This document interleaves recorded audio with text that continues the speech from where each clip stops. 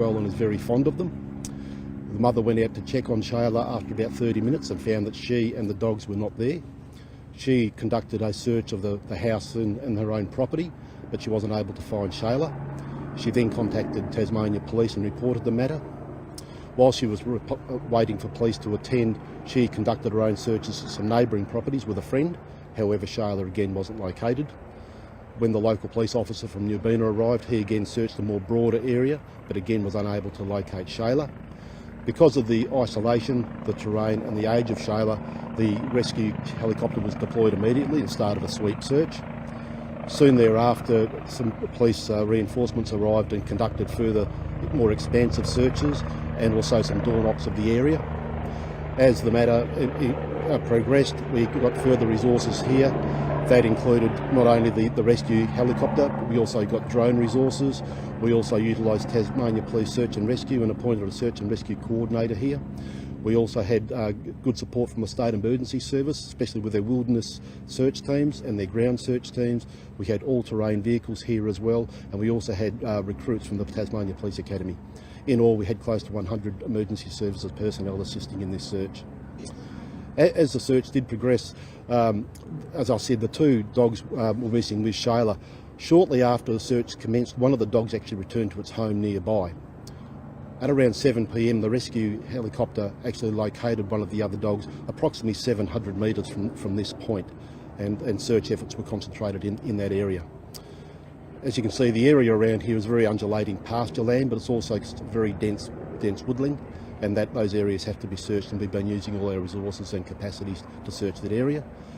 We commenced searching. We continued searching throughout the night, and those same resources are being deployed today to continue the searches, revisit the previous search areas, and make the more broad search area today. Gavin, we're quickly approaching 24 hours since she was last seen. I imagine that things are growing. Is there any new leads or any of them? No, we're still continuing to search in areas. We've got an idea as to the distance that a 4-year-old girl could travel, and we're sort of using that as our search perimeter areas, and we're continuing with that focus at this point in time. Is the search area still limited just to the Stormlea area? It's in this vicinity, but it has been expanded. As you can see, the helicopter can do a much broader range than what people on foot can do, so we can do a more staggered approach in relation to our search operation. It's varying. The chopper can go up to about 2.5 kilometre radius, and the foot searches have been around the area of 1.2 kilometres. What do we know about Shayla? Have you spoken to her parents? Is this quite out of the ordinary for her? It is. Shayla is a very healthy, happy young child. Again, playing with the dogs where she was not an uncommon thing. In the past, she enjoys a game of hide and seek, and there has been occasions in the past where they haven't been able to locate her, and she's been absent for about 15 minutes, but this occasion it's obviously a lot longer than that. And how is her family? The family, quite understandably, they're quite upset about the whole matter. I've spoken to the mother, Bianca, and she's very stoic. She's a strong woman. She's very positive and hopeful that we'll find Shayla today. And what's the message to the community at the moment? I know you're not looking to have any sort of extra resources, or you're not hoping to be bombarded, but I guess what is the message to someone in these surrounding areas at the moment? We're continuing the search efforts. We have adequate resources to conduct those at this point in time, so we're not seeking any extra assistance at the moment. I would say that if anyone has any information, they can pass it on to police on 131 444. Not finding Shayla in the first 24 hours, is that concerning? Does that hinder the search efforts? Well, it's concerning for the age of Shayla. She's only 4 years of age, and any person who has to stay out the elements, there is obviously concerns for their health and well-being, so yeah, it is of concern. And what were the conditions like last night? We've experienced cooler conditions than we have in recent times. However, they were by Tasmanian standards. I think we had about 11 degrees here last night. We had a canopy and cloud cover, and it's the case that if Shayla is still in a heavily wooded area, she has the advantage of the canopy effect to keep her warm as well. And what's the plan for today? We'll be continuing with the searches as we are now, and working out where we need to focus our efforts. We've got other reinforcements and resources coming, so we'll continue with our door knocks and expand our search area even more. Does Tasmania Police have any reason to believe there's anyone else involved in this? Any suspicious intent?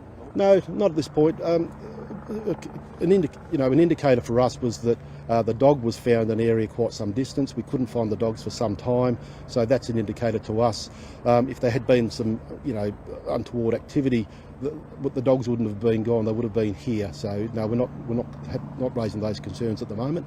However, with that in mind, any search and rescue operation, it has got the search and rescue capabilities, but you also have that investigative element as well. And whereas our uniformed police conduct door knocks and identify witnesses, we'll also draw on the assistance of our investigators to conduct interviews with those people to glean more information.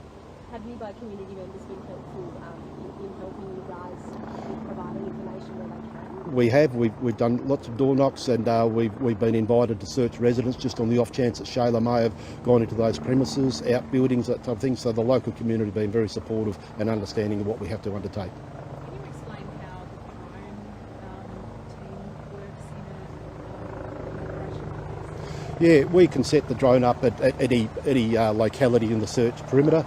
Our drone capacity has a thermal sensing capacity also that can be used to detect movement in heavily wooded area. But we've got highly qualified, highly trained personnel that actually attend to those matters under the CASA guidelines. And are the dive squad involved at this stage? Yeah, well, I've called in the dive squad last night. There is a number of dams on the property. There's 4 in close proximity, and they've been cleared overnight. And you also have some specialist dogs involved in the search as well. How many dogs and what's their role? Well, yeah, we can draw on the resources of a scent dog, and that was used last night, but it wasn't of much assistance to us last night.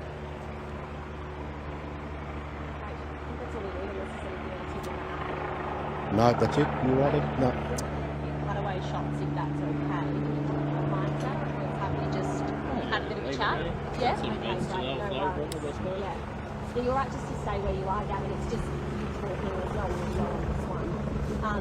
So the dive squad, are they back out again today? They're still here. I called them out last night. I thought it was we had some dams we needed to cover. It's a job that had to be undertaken. We may as well do it sooner rather than later.